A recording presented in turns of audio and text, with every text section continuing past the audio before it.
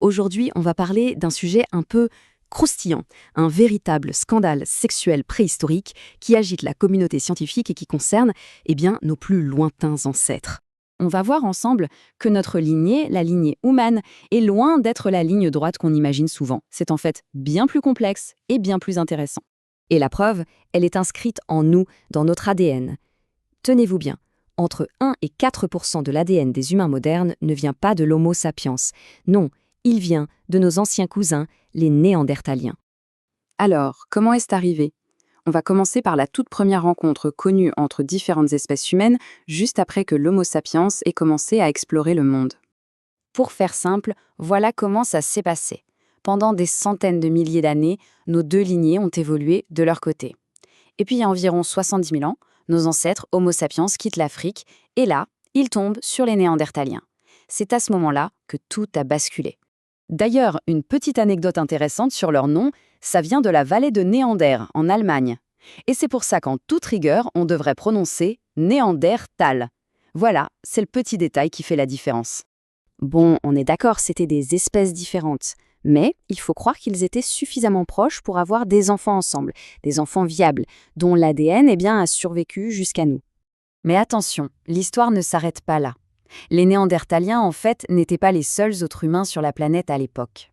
Les scientifiques ont aussi trouvé les traces dans notre groupe, les Dénisoviens. Eux aussi se sont mélangés avec nos ancêtres, ce qui rend notre arbre généalogique encore plus touffu. Ça prouve que ces métissages n'étaient pas juste un accident de parcours. En gros, il faut imaginer qu'à l'époque, le marché des célibataires était bien plus diversifié qu'on aurait pu le croire. Mais l'histoire devient encore plus folle, et la preuve suivante vient d'un endroit, vraiment très inattendu.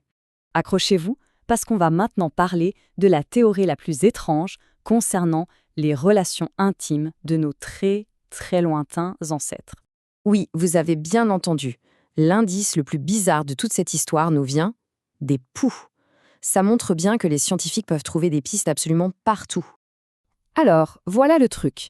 La plupart des mammifères n'ont qu'une seule espèce de poux qui se balade sur tout leur corps. Nous, les humains, on fait exception.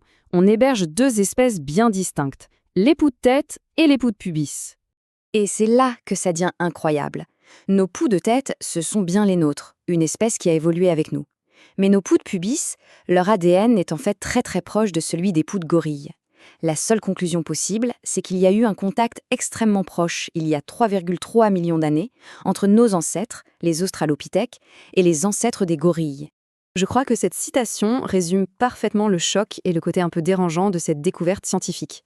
Australopithèque, sacré coquin en effet. Alors, au final, qu'est-ce que tout ça nous apprend?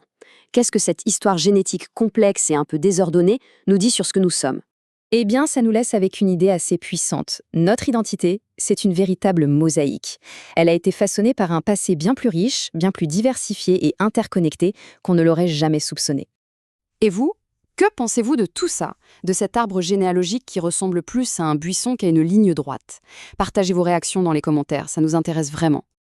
Si ce voyage dans notre passé génétique vous a plu, n'hésitez pas à aimer cette analyse, à partager vos réflexions et bien sûr à vous abonner pour ne rien manquer de nos prochaines explorations.